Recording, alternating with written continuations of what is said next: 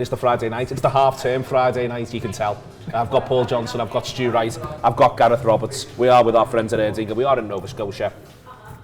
So he's panicked.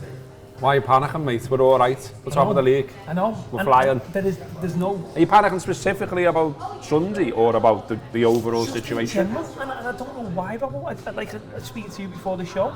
There's nothing. There's no criticism. I'm not. I think it's because we're in this situation. The last time we were in it was 2020, and although that was amazing because of the circumstances, and we didn't get to celebrate it, we didn't get to enjoy it as we should. I feel it's so close, and I'm not that I'm doubting us, I'm really not. I think I just need a pint and a chat with my mates to go, you'll be alright, Jack, honestly. So, You'll be alright. I think that's what I was looking for. You'll be alright. Thanks.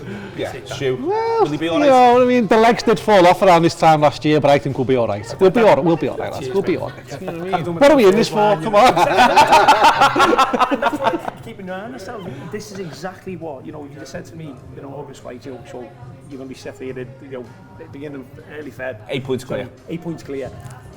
We've all bitten your hand off for it, so I keep reminding myself that. It's who we're being chased by as well, though, isn't it? Yeah. It's not the Man City machine. No. It's Arsenal who were throwing a lad on who's never played up front since he was 8 to score the winner the other week. So, I watched them and thought, that's not sustainable. 100%. They're going to drop points. Yeah. They're not going to go on a run between now and the end of the season and win every game. It's just not happening.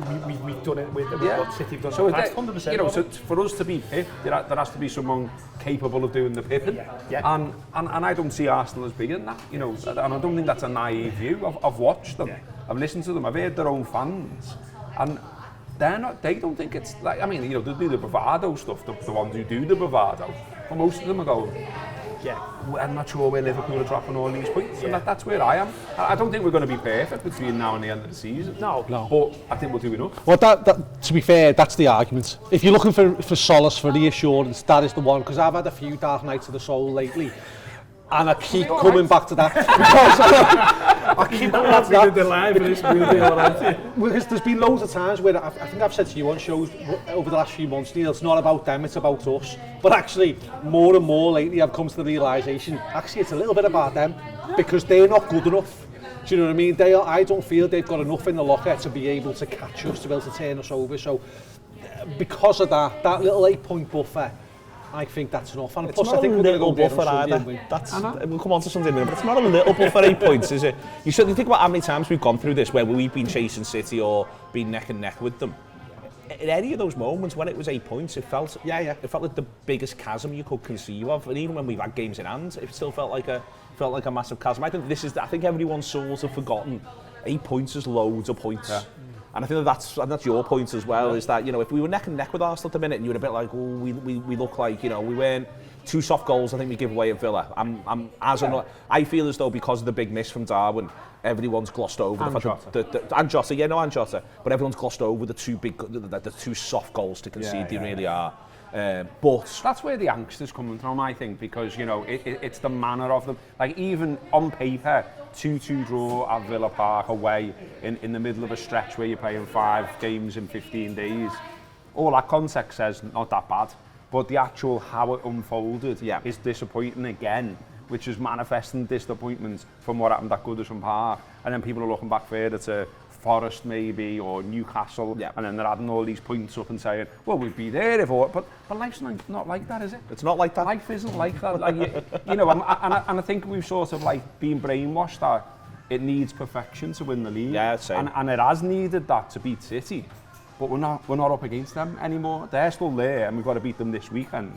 But they're not the City of then, and Arsenal are definitely not the City of then. They're Arsenal, and they're an Arsenal that didn't go out and buy a striker when they were desperately in need of one. If they'd have gone and done that, I might be a little bit more worried. But as it is, I just don't see how they get on a big run and new surface. The eight points, and obviously one of them now they've got a game in hand on us. That can be whittled away. I think when you tend to be a little bit anxious about it, it was because you looked at that run of fixtures, that run of about 4 or 5 fixtures you had in a tight couple of weeks, where you're like, if you draw too many of them, that 8 points, very quickly you could come down to like 2. Yeah. You know what I mean? But even then, I'm still of the mind of we've got more in the locker than they have. over the course of what's left to run in the season. So I think, yeah, to get back to our original point, we'll be all right. Do you know what? It wasn't annoying though Wednesday night. They are. Yeah. I don't want to do the misses too much because it's been talked about. I want to do the 2 soft goals. Yeah. In the context of the game, the 2 really soft goals to concede. Right. The thing about it is, okay, so the first one seems to happen really quickly. When you pick the bones out of it, defend, be better defence ahead, pick up the second ball. If Szoboszlai steps up, he potentially plays him offside. There's loads of little bits. But at that point, did they score on 38 or something like that? They scored. Yeah. Then you have the chance, as you say, when Jota, if he scores that, straight away, that's a great answer. But to me, there as well, right, lads, okay, so we have been a better team here. We've had the better chances, yet we're 1-1. Manage the game, get to half-time, and go, you know what, because your team talk then is like, listen, lads, we're doing all right here, keep doing what we are. All of a sudden, you can see the really, really poor second goal near. Yeah. And the team talks so different, and you're at home, and I'm sitting there and I'm going, how are we 2-1 down in this game? Yeah. And I don't get me wrong, we haven't bombarded them, Robbo, we haven't, but we've definitely been a better team, we've definitely created better chances. So to concede 2 sloppy goals, and I agree with you, I was really, not annoyed, but it was frustrating. The second one reminds me of the goal we conceded last season. And what I mean by that is, when McGinn picks it up in the middle of the park, I've got my alarm bells are ringing in my head to such an extent. I can see, if I could have stopped time at that point, I could have drawn the goal. I could have gone, this is what's going to happen. And there was goals last season, Crystal Palace and when we get beat 1-0, where you're watching the game and suddenly you go, lads, the building's on fire here. And no one acted like the building was on fire. Everyone just sort of thought, we'll see this out, we'll trundle through this. And that's what worries me about that second one. That is the one I am worried about, is, lads, there's a big problem. And no one acted like, we've got a big problem here, we're in a bit of trouble. 100%. At the time, I was very much like, that goal was unforgivable. That second goal was unforgivable. Fortunately, I've calmed down a little bit since then. But it was. I'm putting you back in that space now. Honestly, you can already see it. I'm reliving it. You know what I mean? You sent a little gif into our group with rolling out the red carpet. You know what I mean? And it was absolutely right. The amount of opportunities we had to stop that goal at source, whatever the source was, about 4 sources, about 50 different sources. Yeah. They were knocking the ball around our penalty area outside our box just with absolute ease. And as you said there, no one was acting like the building was on fire because nobody else was making it their problem. They were thinking it was somebody else's problem to sort out. And we were just standing off until we were standing off the lad who delivers the best ball in their team into the box. And he gets to take it like it's a free kick. He gets to take it like it's a free kick and just pick out his man. It's a difficult header, by the way, and you've got to give him credit for the header, but he's got absolutely no right to be winning the header, and he's got absolutely no right to have been receiving that ball in the first place, because there was every opportunity. Pick your moments along the way for Liverpool to have intercepted that ball and got involved. Or just fouled someone, and again, that's something which I don't think I've felt like I've had cause to say that often this season. I think we have been a bit more streetwise on the whole, but that's another way in which it just reminds me of last season. Lads, it's absolutely fine if someone just pole that to someone and then we get organised. Yeah. I sort of wonder, maybe this is a bit too deep, but I kind of wonder, is it something to do with the mental state they're all trying to keep each other in? So, you don't want them to be panicking. No. You want them to be calm. You want them to be like, it's okay, don't get drawn into anything. We're going to win the league, clock up the points, don't get drawn into any other narratives, all of that. And I think by and large, they've done that. But maybe they're getting too calm. A blue-nosed mate of mine said, I thought one of your problems at Goodison was at times it looked like you were a bit too cocky, a bit too confident, once we got up. Yeah. And I was like, maybe. Yeah. Maybe, do you know what I mean? We weren't great at 2-1 at Goodison. We weren't great at 2-1, 2-0 or 2-1 against Wolves. We weren't great at 1-0 or 2-2 against Villa. They're these are the concerns. Yeah, exactly, it's a fine line, though, isn't it, between, as you say, calmness. Because you don't want to be got to get another one. 100%. Can be like, we know we can see these situations out. We've done it loads. And, Slaughter's, by and large, apart from when he loses the Plaza Goodison, is a calm man. Yeah. And the systematically how they do it. Yeah. They're calm, they knock it around, they wait. It's not as panicked as Klopp's football. Mm-hmm. So I wonder if there's a little bit of that, but it's maybe gone too far. Yeah. It's too passive. Yeah. I think that's probably the word that I associate it with it. And you want to be the protagonist of your own story. Do you know what I mean? We want to go and win the league. We want to go and win these games. We want to be calm and do it. Have belief that there's a pattern of play, and over the course of 95 minutes we'll grind the team down. But there's a difference between being calm and patient and being passive. Yeah. And in moments like that, in that second goal, and there's been a few moments in the last 3 or 4 games, we've been guilty of being passive. Mm-hmm. before we talk about Sunday, we want to talk about Paris Saint-Germain. Get the draw today. Get to see the full run. Paris Saint-Germain, then if they get through Paris Saint-Germain, Villa or Bruges, which is about the kindest of the quarters. It's set up obviously for a difficult semi-final, but it's the European Cup for fuck's sake. It should be a difficult semi-final, whichever way it goes. You can see, listen, we probably would all swap places with Barcelona, with the way in which it's gone, and they were the option for who we could have swapped places with. But all of that said, you know, I think Paris Saint-Germain can beat us. Got to have the humility around that. They're the French champions, loads of exciting young players. But we'll kick off favourites to go through. We will do, yeah, and we are. They had a look before, and you know, yeah, they're flying in their league, but their league's not as strong as ours. And look, we pulled it around to where they were favourite, you know, earlier in the season. The reason they finished so low in the table, because lots of people are saying the thing about how come we finished first and we drew them, because they were shit, basically. So, you know, they lost to Arsenal, didn't they? Bayern Munich, was it? Yeah, I think so, and Atletico, I think. Yeah. So they lost 3 games in the league stage, which is why they ended up finishing 15th. But they pulled it round, ended up qualifying, and that's how we pulled them out the hat. And it is annoying, because it kind of doesn't feel like we've been rewarded for being near perfect in that league stage. But if we get through that, we might feel it when we get to quarters. I think the key thing, mate, is that, you know, the second leg's at Anfield. I'll back us against anyone in Europe when the second leg's at Anfield. So again, be all right, lads. Second leg at Anfield. Yeah, and I think Robo's point there. And second leg for the semi will be at Anfield. First leg for the quarters will be at home. Okay, I think what Robo's point there, I think the whole argument of, well, what's our reward for finishing top? Does it make you go, well, you know what, we could have finished 7th and we might have a better draw? Do you know what? You've got to win the European Cup. You've got to win. You've got to beat whoever you get drawn against. So, yeah, you could have gone, might have been possibly a nicer draw somewhere down the line. You mentioned being in Barca's side of it and being it. But you know what? I think if you beat them now, another team out the way, you've got, you know, a quarter-final there, but potentially you think, you know, we'd fancy that. And then go on and, you know, see what you get after that. But yeah, so I'm not, you know, wasn't one of them when I heard the draw, wasn't like gutted, because I think, as you say, Robo, Anfield second leg against anyone, you'd back us. And the bonus of being so good in the league stage is that we got 13 million quid.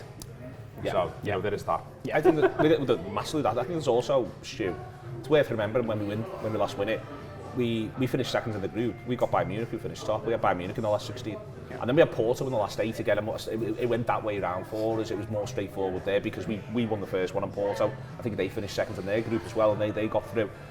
It's cup football. This is part of cup football. That's it. Although it's not like a pure random knockout cup kind of competition, it's still cup football. You know, you can't, you know, pick your opponents all the way through. At some point, you've got to play the teams that are going to make it difficult for you. I do think that, you know, I messaged you at the time. I think PSG is trickier than a trickier draw than we needed to have, really. You know, especially finishing first place. When you look at the teams that the other English clubs got. Yeah. You'd swap for any one of them. Yeah. PSG are a different animal, it seems. From the bits I've seen of them, they look a different animal than what they've been in previous seasons. Yeah, they look sturdier, they look better younger, quicker in the quicker, transition, more dynamic, and therefore... No legends, but loads of exciting young players. Yeah, and therefore a threat on the counter and the transition. I think, you know, Liverpool could have done with the old PSG rather than this PSG. I think you could have a bit of a run around. I still think obviously we're good enough to beat them over the 2 legs, particularly with the second leg at Anfield. But I also think as well that draw today wasn't just about who you got in that round, it's about what half of the draw you were in. And obviously we're in the half of the draw where you're guaranteed to meet either. Really well, not guaranteed, but almost certainly likely to meet the winner of Atletico or Real Madrid in the semi-final. You know, because you'd like to think that ourselves or whoever can get past Aston Villa or Bruges, whoever wins, you know. So you'd like to think in the semi-final that's where you'd be. I'd have liked to have kept that in the bag ready to the final. I think, you know what I mean. I think that the Real Madrid team we played in autumn will not be the Real Madrid team that we play in the you know, late spring. Well, Mbappe already looks better, doesn't he? Yeah, absolutely. And of course, again, that was only 1 leg game. Yeah. That was just at Anfield, whereas this will be over the 2 legs. So. I just to add, sorry, I just hope that, you know, don't want to see the mood down or anything. I just hope that there's some common sense and care around how our fans are policed when they go to Paris. Yeah. Because, you know, we all know what happened there, we all know what unfolded there, and I think that should be acknowledged. And I think things like common sense, things like not making people all gather in one place to pick up the tickets maybe this time around, things like that. I just hope there's a bit of care about how our fans are treated this time around. 100%. Could not agree more. It is Friday night. We are with Erdinger. We are in Nova Scotia. Back in a second. And Erdinger, please.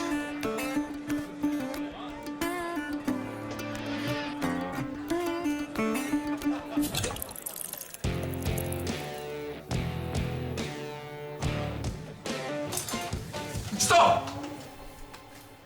Don't forget the best bit.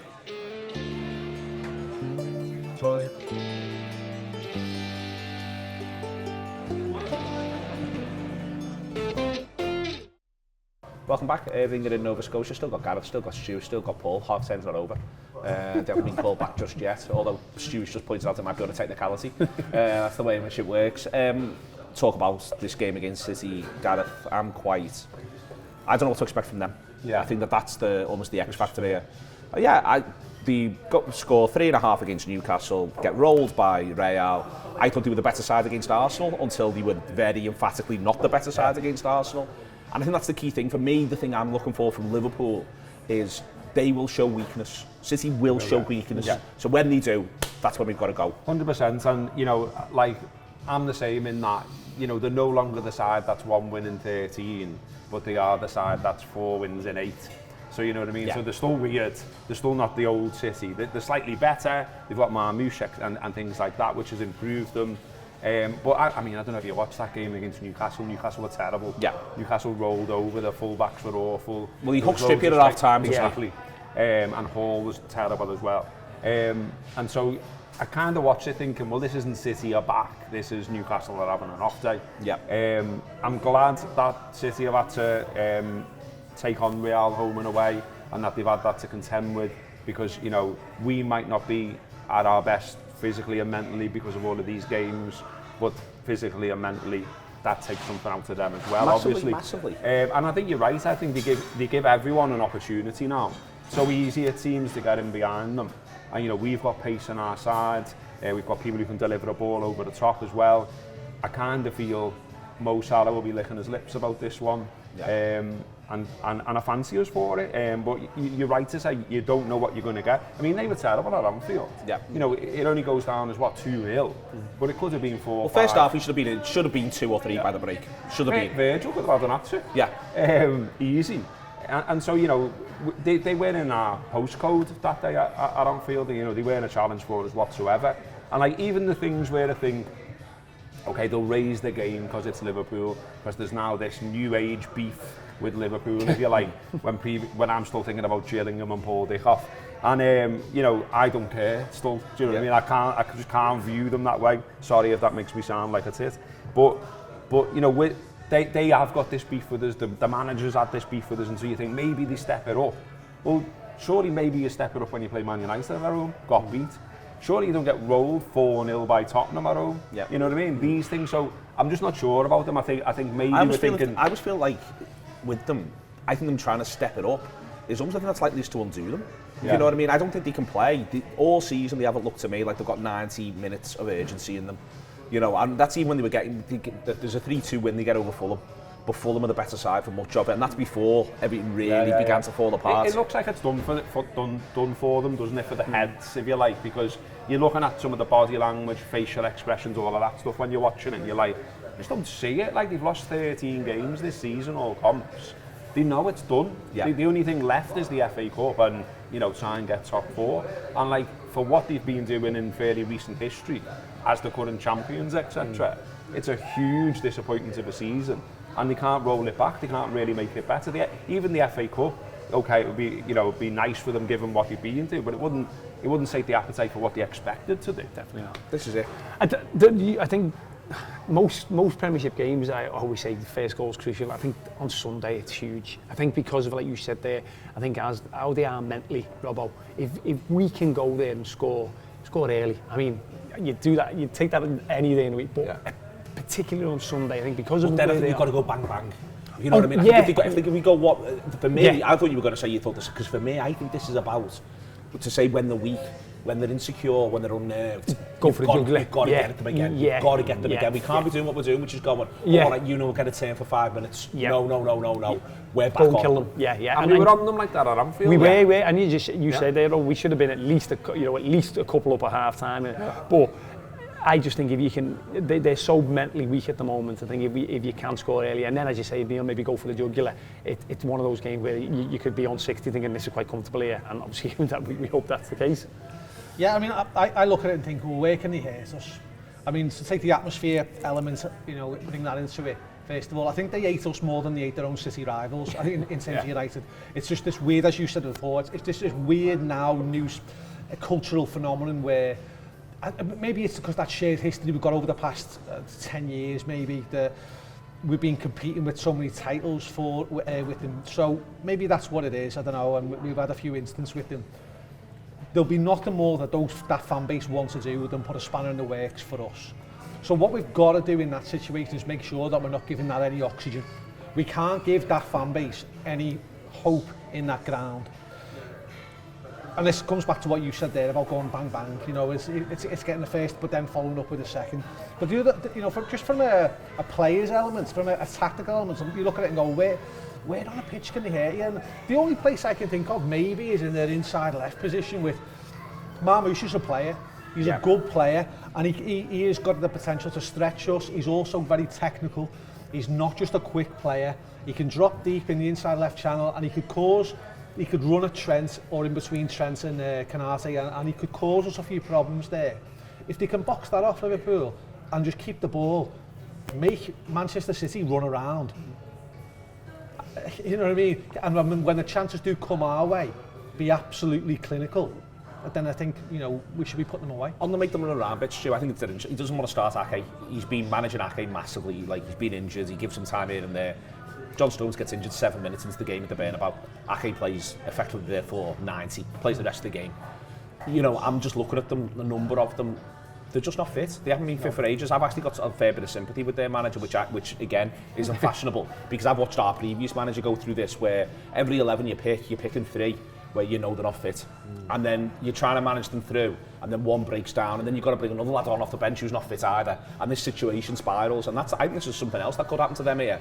Because they've played that game in Madrid, they've travelled to it, come back from it, lived the whole thing. I think there's a chance they could pick an 11, and 2 of them have gone off by 60. I think, there's a fair chance that happens as well. The point is, though, I'd love an early goal, but whenever it goes 1, it's got to go 2. If it goes 1 on 66, make sure it goes 2 by 75 and go, there you go, boys, see you later. Yeah, no, I totally agree. And he's ruled out Stones now, hasn't he? Stones is out now for the duration, I think.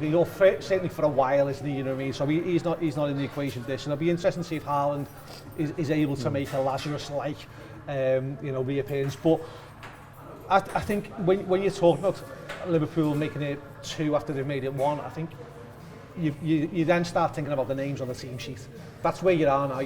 You've got to start thinking about who it is you've got on the pitch, who's bringing the most likely scenario. Well, he's going to start Salah, Jota and Diaz, isn't he? That's got to be his front 3. What's the latest on Gakpo? Gakpo's yesterday he said he wasn't clear on Gakpo at all. I think he starts Jota, Diaz and Salah.